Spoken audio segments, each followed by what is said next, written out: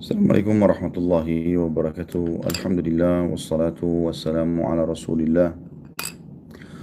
Saudaraku seiman, terus saja terulang permasalahan kaum muslimin yang sama di setiap akhir tahun Masehi atau Miladi, yaitu mereka ramai-ramai merayakan tahun baru Masehi. Dan ini saudaraku seiman adalah sesuatu yang disayangkan sekali dan harusnya setiap dai, ulama tidak pernah berhenti untuk menjelaskan ini kepada kaum muslimin karena hal ini berhubungan dengan masalah banyak hal. Yang pertama, berhubungan dengan masalah sisi agamanya. Sisi agamanya. Dari sisi agama ini paling sedikit ada 4 hal yang harus kita perhatikan. Berhubungan dengan masalah akidah Anda. Akidah adalah prinsip dasar seorang muslim yang dia harus hidup mati untuk itu. Dalam akidah kita, baginda Nabi SAW bersabda, "Man tasyabaha biqaumin fahuwa minhum." Barang siapa yang menyerupai satu kaum, maka dia termasuk golongan mereka. Dan ini Nabi SAW fokuskan hadis ini untuk orang-orang muslim yang mengikuti orang non-muslim. Seperti itulah. Apakah Anda berpikir di zaman Nabi SAW orang-orang Nasrani tidak merayakan tahun baru? Sudah, mereka merayakan itu. Mereka merayakan di istana-istana kaisar mereka. Mereka merayakan di jalan-jalan mereka. Mereka menjadikan sebagai acara ritual. Anda kalau tanya orang Nasrani sekarang, apakah tahun baru itu adalah acara ritual? Mereka akan mengatakan iya tentunya. Mereka akan mengatakan iya, itu adalah ritual. Gitu kan. Nah kita tidak boleh mengikuti ritual mereka. Apakah sudah sampai kepada Anda, pernah ada uh, orang Mekah, kafir Mekah, datang bernegosiasi dengan Nabi SAW. Lalu berkata, "Wahai Muhammad, kita bagi dua aja Mekah nih. Setengah buat kamu, sehari buat kamu, sehari buat kami." Maksudnya ayo deh, kita toleransi lah. Gitu kan. Kamu ikut ibadah kami sehari, semua yang kami lakukan, kamu ucapkan selamat buat kami, kamu ikut-ikutan. Pokoknya ayo kita saling dukung. Dan kami pun mengikuti ritual kamu sehari. Apa jawaban Nabi SAW? Oke, karena kita bahas toleransi? Enggak. Kata Nabi SAW, enggak bisa. Baik, sehari buat kami, sampai pada tingkat orang kafir Quraisy mengatakan, dan seumur hidup buat kamu.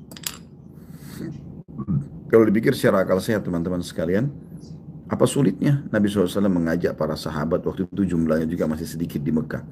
13 tahun Nabi SAW berdakwah itu yang masuk Islam 153 orang. 73 ya 83-nya itu hijrah ke Ethiopia bersama Ja'far bin Abi Thalib radhiyallahu anhu ajma'in, dan 70-nya tinggal bersama Nabi SAW. Jadi cuma 70 orang waktu itu. Ruginya apa ngikutin? Toh akhirnya bisa didukung oleh orang-orang kafir Quraisy karena mereka pada saat itu bukan lagi minta Nabi SAW meninggalkan agamanya, tapi ya udah deh kita toleransi yuk. Nabi SAW mengatakan tidak boleh. Lalu pada saat itu teman-teman sekalian turun firman Allah Subhanahu wa taala surah Al-Kafirun. Kata Allah Subhanahu wa taala, "A'udzubillahi minasyaitonir di depan Ka'bah, di hadapan Nabi SAW, dan Nabi langsung sampaikan kepada orang-orang kafir Quraisy pada saat itu. Qul ya ayyuhal kafirun. Katakan hai Muhammad kepada orang-orang kafir itu. La a'budu ma ta'budun. Saya tidak akan pernah sembah mengikuti ritual-ritual kamu. Wala antum abiduna ma'bud. Dan kalian pun tidak usah ikuti ritual-ritual kami. Kita sekarang nggak butuh orang kafir. Ayo ramaikan masjid yuk hari Jumat. Kita nggak butuh, umat Islam sudah ramai dan memang tidak butuh untuk itu. Kita nggak masalah kok kalau mereka tidak ikut Idul Fitri Idul Adha kita. Maka hal yang sama. Mereka pun sekarang teman-teman sekarang kalau kita nggak ngerayakan mereka nggak ada masalah. Mereka bukan satu hal yang harus ya, dengan bahasa toleransi mereka pun tidak ada masalah kalau kita nggak ikut. Gitu.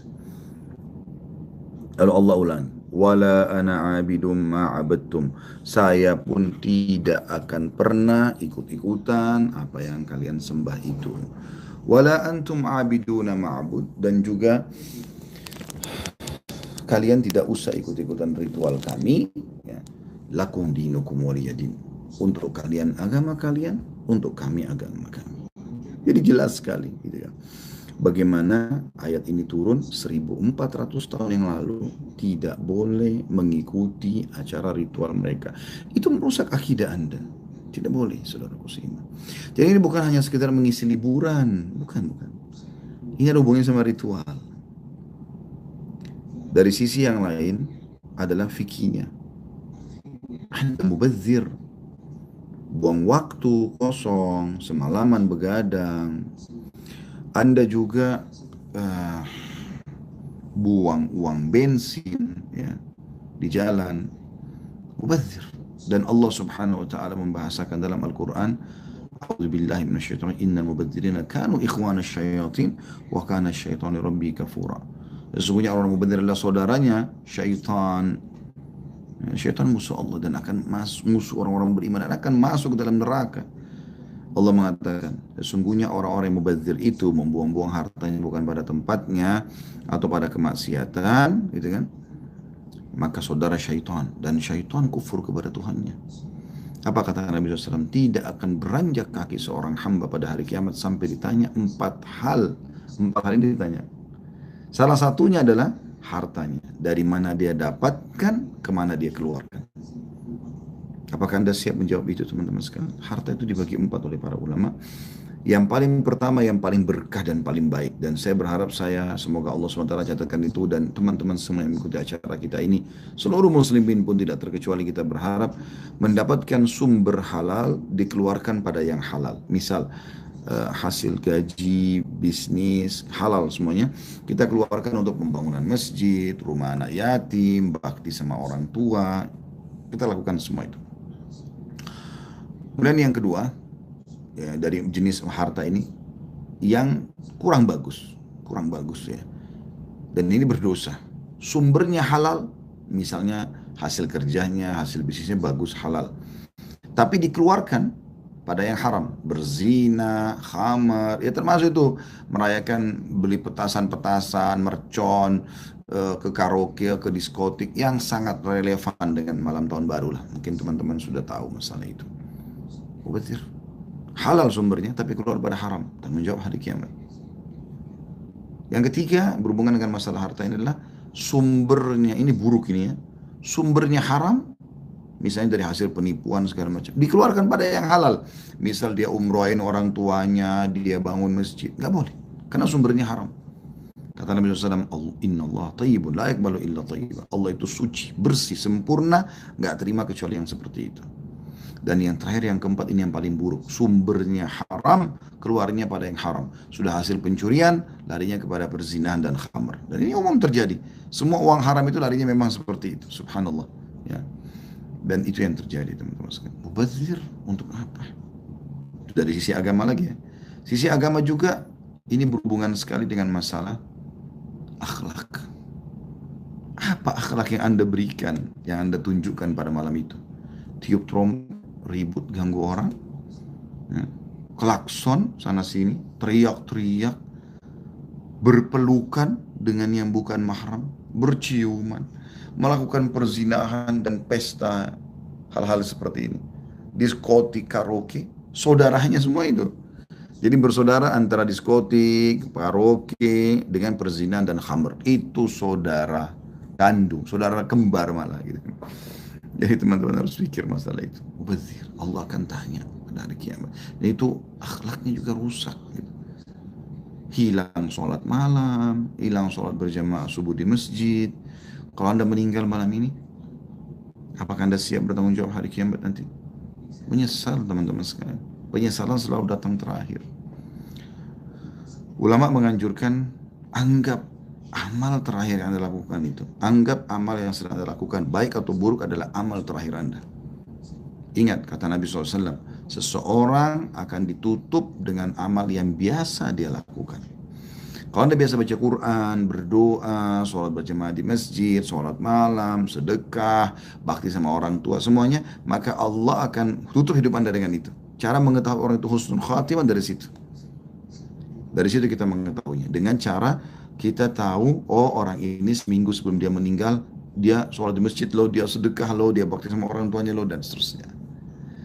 Dan kalau seseorang memberitahu su'ul khatimah, keburukan matinya, itu dengan cara ditahu juga sebelum terakhir dia meninggal dunia seminggu, apa yang dia lakukan seminggu itu.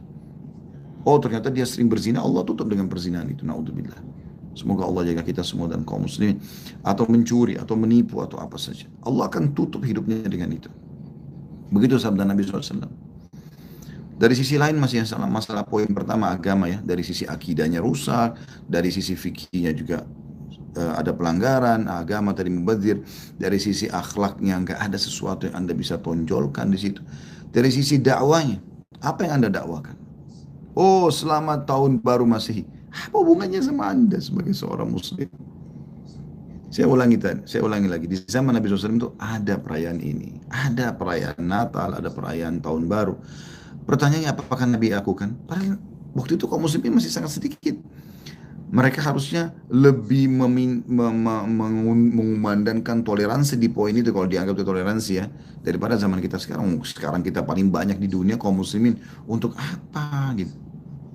Untuk apa saudara muslimin? Dari sisi sosial, apa yang Anda berikan di sisi sosial? Ribut, trompet sana sini, macet jalanan, perkelahian terjadi. Oh banyak hal. Dan dari sisi ekonomi juga, kenapa Anda tidak menggunakan harta Anda pada hal yang lebih bermanfaat?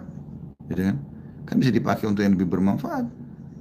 Misal, mau bensin mobil itu dipakai untuk ngajak teman-teman sama-sama sholat subuh berjamaah di mana yuk gitu. Ada juga poin yang saya ingin titik beratkan. Ini pendapat saya pribadi tentunya. Ya, tanpa mengurangi penghormatan kepada siapapun gitu ya. Ada juga orang muslimin yang sibuk merayakan tahun baru ini dengan acara ritual mereka. Itu ritual kita maksudnya orang Islam. Dengan pengajian, tablik akbar, zikir akbar atau apalah namanya. Saudaraku seiman, jangan dihubungkan dengan tahun baru Masehi. Ini acara ritual mereka. Kenapa antum tarik ibadah kita misalnya pun ke acara mereka? Untuk apa? Apakah Anda sudah kehabisan waktu? Allah sudah buat kita sehari punya 5 waktu menghadap dengannya. Azan dikumandangkan hayya 'alas shalah, hayya 'alal falah, ayo menuju mengerjakan sholat. Ayo menuju kepada kemenangan. Satu hari 5 kali kita ritual. Alhamdulillah. Kita mau baca Quran setiap saat. Kita ada zikir pagi petang. Kita bisa bakti sama orang tua setiap saat. Hidup ataupun sudah meninggal mereka. Kita bisa berbuat baik pada fakir miskin setiap saat. Kita bisa berzikir setiap saat. Kita bisa buat tablik akbar setiap saat. Kenapa dihubungkan dengan tahun baru? Apakah Nabi SAW dan para sahabat pernah ya, oh ini karena tahun baru Masehi, ayo kita buat tablik akbar atau pengajian. Pernahkah itu? Kalau Anda mengatakan kan untuk mengisi waktu anak-anak muda muslim. Bukan begitu. Jelaskan kalau itu tidak boleh. Anggap hari ini tanggal 31 Desember 2019 sama dengan hari-hari yang lain. Malamnya sama dengan malam-malam yang lain. Tidak usah diistimewakan. Karena Anda seorang muslim. Saya tidak bicara orang muslim itu hak mereka tentunya. Allahu a'lam. Mudah-mudahan Allah SWT menjaga kita dari segala pelanggaran agama dan Allah memberikan kita lebih izzah dan mulia dengan agama kita ini. Itu saja. Subhanakallahumma bihamdika asyhadu an la ilaha illa anta astaghfiruka wa atubu ilaik. Assalamualaikum warahmatullahi wabarakatuh.